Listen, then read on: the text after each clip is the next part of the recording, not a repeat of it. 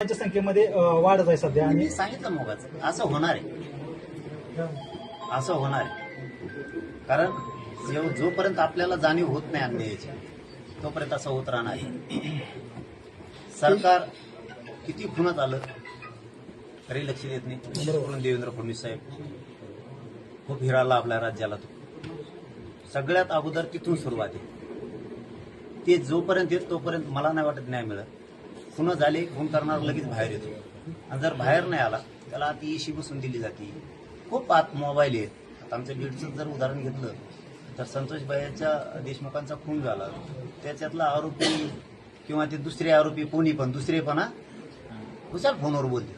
आयला आपला इथं जर गाडीत नुसता मोबाईल सुन राहिला लवकर पोलिस मोबाईल देत नाही. तू मोबाईल आणून दे म्हणते. कुणाला नुसता कट मारला तर म्हणजे ती गाडी पुढे जप्त करायची इथपर्यंत घेते. कार्ड सुद्धा काढून घेते.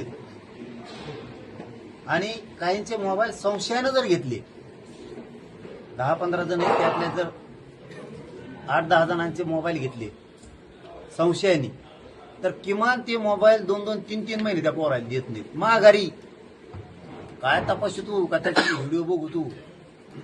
हे फडणवीसांचं असलं सरकार आहे. म्हणजे प्युअर राक्षसी वृत्तीनं काम सध्या राज्यात सुरू आहे.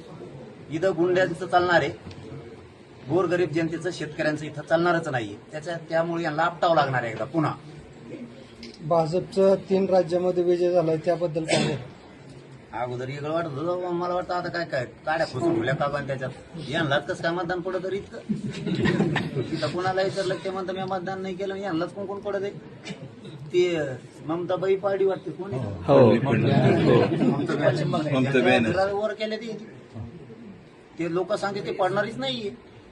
म्हणजे हे काहीतरी हाय राव आता लपड आहे काय झालेलं पडाई